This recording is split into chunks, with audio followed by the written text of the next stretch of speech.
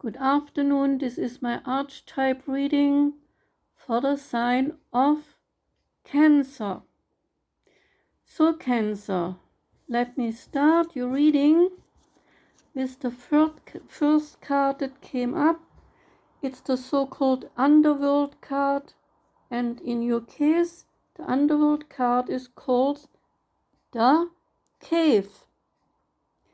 The cave relates to the dark, the portal, and the interior. Those who are fortunate enough to find and enter the cave are forever changed. It is a place of potent power, a place of another realm, as well as a space for sacred ritual and initiation. The cave is also a place for a meaningful retreat where one can return to meet one's true self in that place of darkness. In esoteric teachings, the cave is known to reside in the center of the heart. There, one hears the whispers of compassion and self-understanding. But for most people, the cave is to be feared because of the mystery and the power it holds. So, out of fear, many never find it, that mysterious cave. Ask today, where is your cave, Cancer? You already know, so return to it and keep the fire burning. In the dark confines of caves, there are crystals of enormous magnitude who grow there. Envision yourself as an old sage in that cave. What do you need in such a cave, Cancer? And what is it that draws you ever closer to the cave within the cave? When this card's meaning is light, it relates to the secret center within us. When the card's meaning is dark, it relates to withdrawal, isolation, and hiding.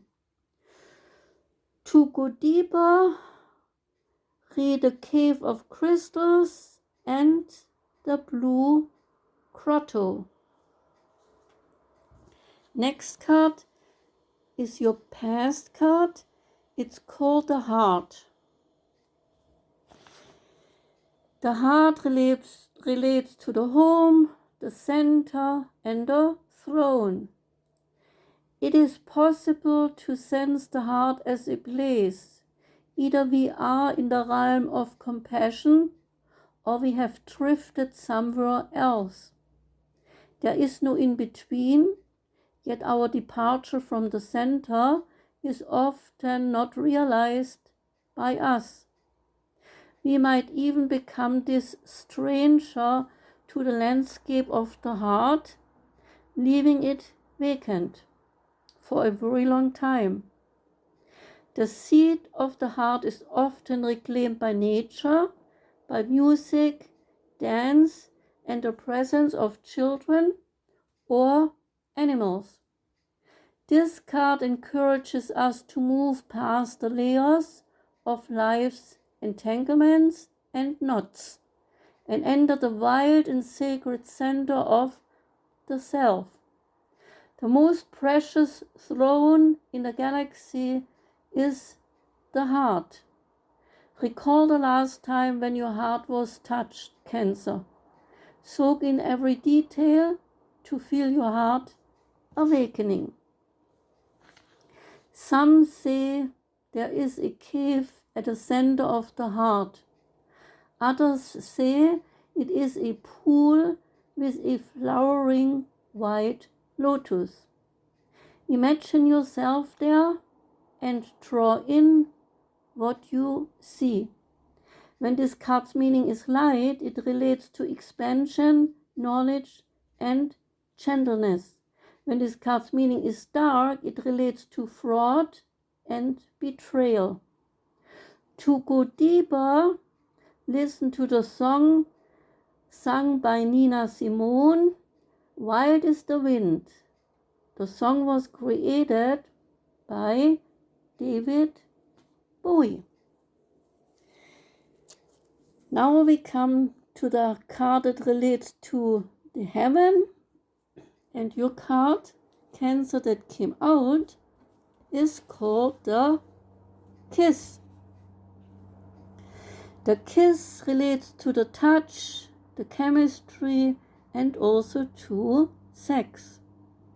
Before a first kiss, one feels the air is electrified. Each breath is alive with possibilities and magic. What will their lips be like, you will ask before this kiss is happening. Do they want me in return, is the next question. The archetypal energy of the kiss is a heightened sensation of merging with the other, of letting in what was moments ago separate.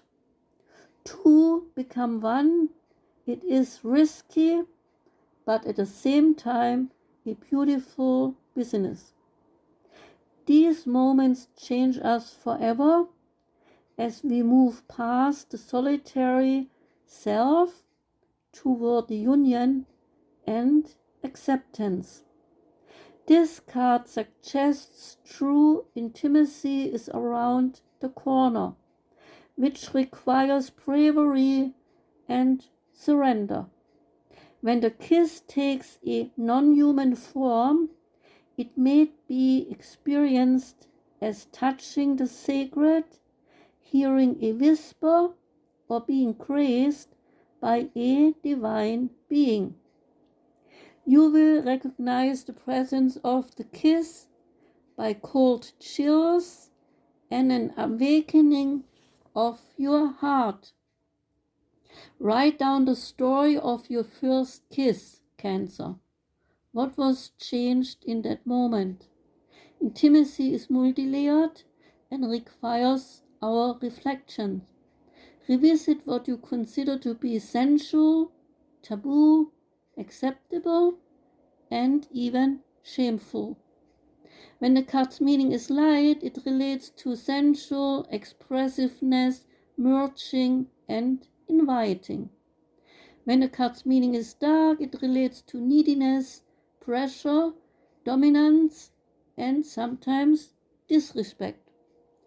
To go deeper, watch Andy Warhol's film from 1963 called Kiss.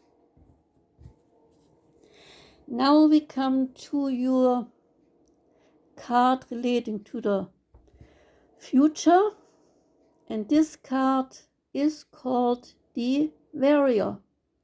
In archetype meaning, the warrior relates to samurai, soldier, and the advocate. Often when we envision a warrior, we see an armored figure, sword in hand, moving blindly through the battle. The deeper aspects of this archetype brings us face to face with death. The warrior stands at the edge of life and death, trusting the eternal to guide his sword's blade. The warrior needs to be present, aligned, and determined. When this card appears, it is important to question the battle at hand, Cancer. It is likely a great battle, and the actions taken by the warrior will make an impact and stay with him long after the dust has settled. So, warrior, choose wisely. As you draw your sword, realign with the eternal wisdom within. Then surrender to the battle. Be careful, as the warrior implies war. The two go hand in hand. Those who defeat others are strong, but those who defeat themselves, they are mighty. Without a true purpose, manifesto, or oath, the warrior is lost.